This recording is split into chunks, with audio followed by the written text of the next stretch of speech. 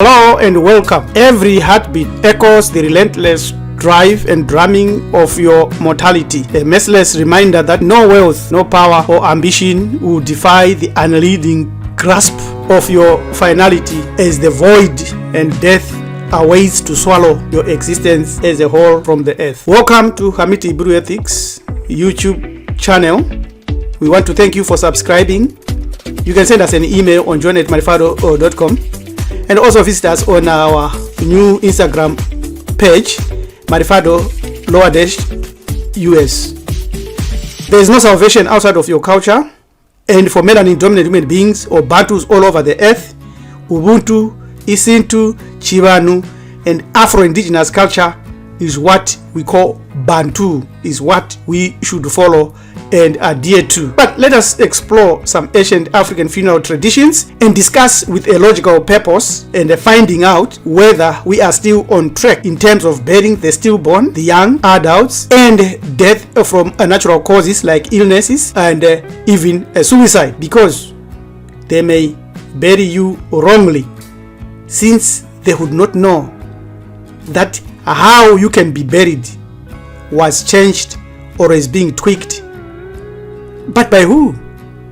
Is it true that something secretly is deciding and working very hard to stop you being buried the way our ancestors recorded and taught us? For instance, do you know that the World Health Organization advises that only corpses carrying an infectious disease strictly require burial? It is very, very important that we know that it's burial and not cremation. When we look at the death of a young child, it is very clear that a child who dies before or at birth must be given a name and then buried as though they had lived. Family elders are the only ones, especially old women, who are tasked with the duty of preparing the stillborn baby for burial. This is different from abortion.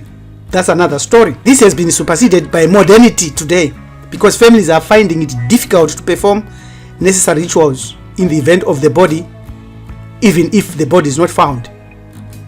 A stillborn baby usually is buried in a clay container. Adults, a spouse or a family elder is responsible for closing their eyes, nobody else. The body is washed by elders of the same sex as the deceased. With respect to how the deceased passed on, the following general guidelines applies. Accidents. The body must be washed and prepared for burial. But by who? The ritual must be performed at a designated place outside the homestead so that the spirit that caused that accident cannot be brought into the home as a misfortune.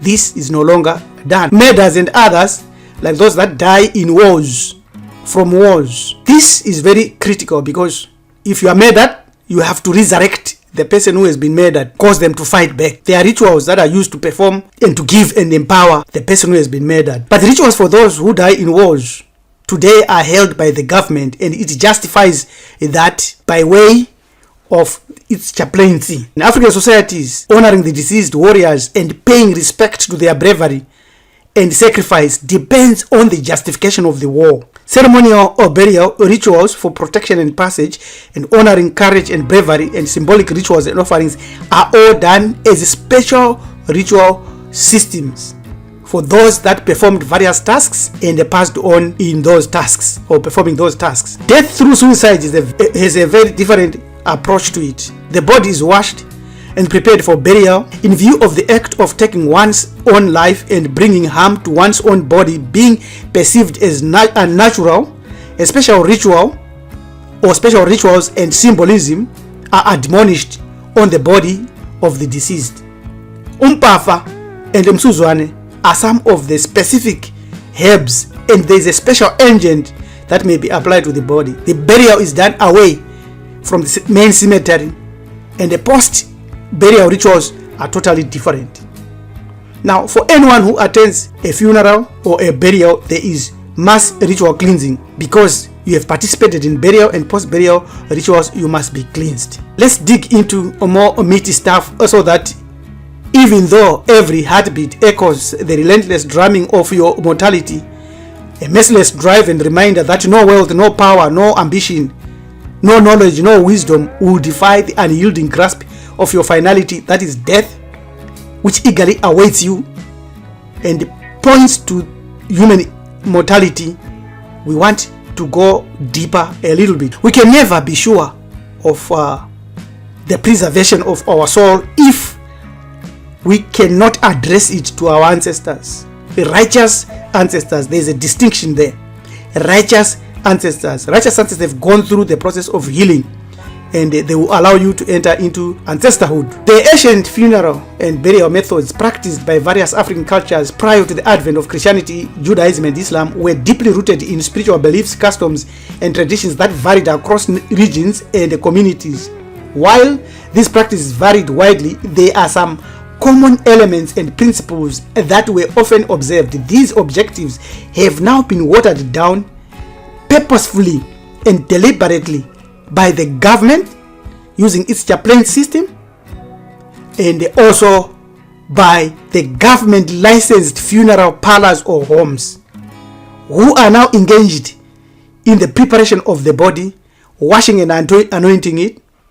But the body of the deceased should be washed and anointed with oils or other natural substances by its elders that are connected to it, so that they ritually purify and cleanse the spirit for its journey into the afterlife. This process would rid the body of impurities and prepare the soul for the transition that it must do in order to become a member of the ancestors.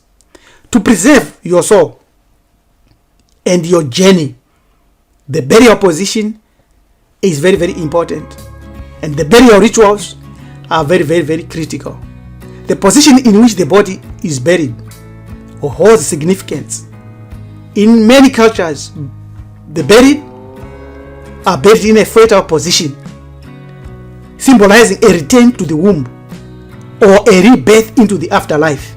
But today, a lot of us are buried straight, and the direction in which you are buried, sometimes it is the setting or rising of the sun associated with your soul, and this must be determined by your knowledge and the priestly knowledge. What is put in the grave or on top of the grave, we call them grave goods.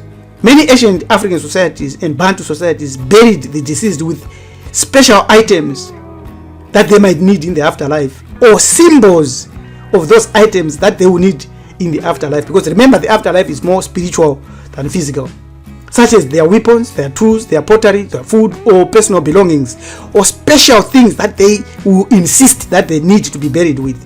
These items are meant to accompany them and accompany their souls as they journey into the next life. You must know that your death is connecting you to nature and to your ancestors, nothing else. But the government has come in. The government, a word that comes from governo or governare, means to control, and the Latin noun mens or mentis means mind. So the government is controlling our minds and insisting on death certificates and insisting that we should be buried under Judaism, Christianity, or Islam.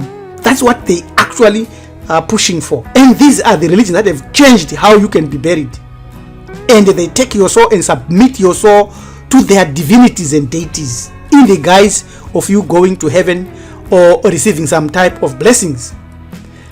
Symbolic and rituals are very, very important in burials, because various symbols, rituals, such as the pouring of libation, the use of sacred chants or incantations, and the marking of graves with special symbols or patterns are to be performed by elders of your bloodline to ensure the safe passage of your soul and to maintain spiritual balance within the family. No government, chaplain, pastor, imam, or rabbi can do this for you. It is very important that after your burial, there are certain rituals that are done. It's a cleansing ceremony after which the deceased estate may devolve and heirs adopted. No pastor or government or anybody else can do this for you. This is a ceremony done when the deceased is returned as a spirit to guard the living. And if the deceased wants, then they can come. If they don't want, then they will not come. There needs to be confirmation of the success of this ancient ritual and funeral rituals and burial practices, which are intertwined with the cultural and spiritual beliefs of respective communities. The success is usually measured through a combination of observable signs and the confirmation by that ancestor. This is different from Utwasa. This is different from initiation. This is a funeral ritual that must be performed. No other system other than ours is suitable. No pastor, no imam, no rabbi, no government, no funeral parlor can do this for you. Otherwise, they may bury you wrongly or steal your soul. Now, we are faced with the court system today that is deciding how the body shall be disposed of, and will most likely do so according to the wishes of the surviving spouse or next of kin, who may not share your knowledge and your desires. This next of kin, and they will say this is reasonable and not contrary to public policy of the courts and the legal system that destroyed and continues to destroy Ubuntu Ma'ati. And in that process, they are capturing our souls, whether by direct intent or indirect intent, because they are affecting and changing our funeral, pre-burial, post-burial processes and deciding what should be done to you. Therefore, you have to take advantage of the little gap that is there. Your will and testament, your final will and final testament must be firm on how you should be interred, so that you can remember that in all African traditional cultures, the handling of the deceased was regarded as sacred and intimate responsibility, primarily assigned to family members who share the same totem or totems with you, and in their individual capacity and the roles, they would fulfill the activity of the spiritual leader or healer to send you to your ancestors. This is critical. Thank you very much for listening to our video and watching our video thus far.